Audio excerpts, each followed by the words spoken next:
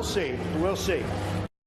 President Trump responding briefly Sunday to a chilling warning from North Korean dictator Kim Jong-un, now claiming to have a nuclear button ready on his desk. Here to react, former U.S. ambassador to the UN and Fox News contributor John Bolton. Happy New Year to you, sir.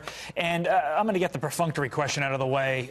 One, is there a button? And two, does it matter if there is a button, or is our diplomacy policy going to be the exact same?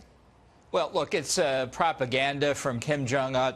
This is his regular New Year's speech, and obviously he has seen the conversation in the United States that looks at possible preemptive military force, not as the most attractive option, but as an option that we definitely have to use if they don't give up their nuclear weapons program. So we need a very careful calibration exactly what the North's capabilities are. I think they've made incredible advances in the past year. They're very close to crossing the finish line, but they haven't done it yet. And if he has a nuclear button on his desk, maybe he could give us a copy of it, too.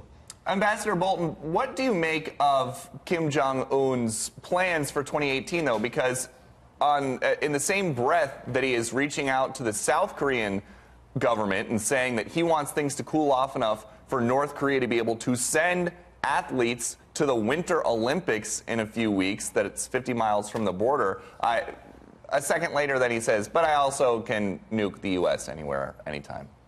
Well, you know, some people, like the New York Times, took that part of his speech to be an opening, an indication maybe he wants to talk, which is, as the saying goes, roughly the equivalent of the mafia and the police sitting down to discuss their common interest in law enforcement. Talks for North Korea are not about ending the nuclear weapons program. Talks are about getting something they want, participating in the Olympics, or, I think more likely here, buying time to cross that finish line, perfect their targeting systems, and be able, at some point, perhaps in the next year, to be able to hit targets in the United States with thermonuclear weapons. That's why President Trump inherited this situation. He's got very little time left to make a decision what to do, or face a future where North Korea has nuclear weapons. From North Korea to Iran, the president tweeted over the weekend as follows: Iran, the #1 state sponsor of terror with numerous violations of human rights occurring on an hourly basis, has now closed down the internet so that peaceful demonstrators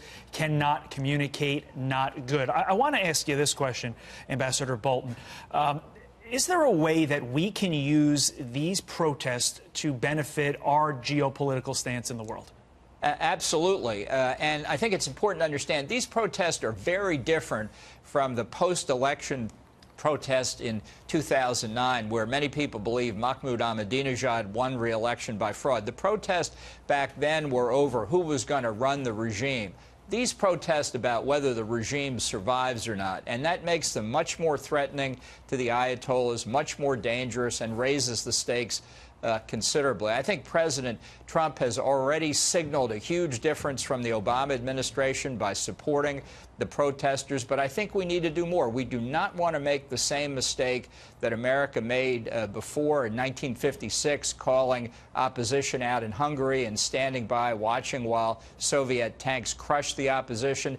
After defeating Saddam Hussein in 1991, we called for that regime to be overthrown and stood by where Saddam massacred other Iraqis. Right. So I think we do need to provide assistance. I think we can do it in several ways. Number one, this is yet another reason why the president should get out of the nuclear deal with Iran, should resume all of our previous sanctions, putting increased economic pressure on the regime. We should provide material, financial support to the opposition if they desire it.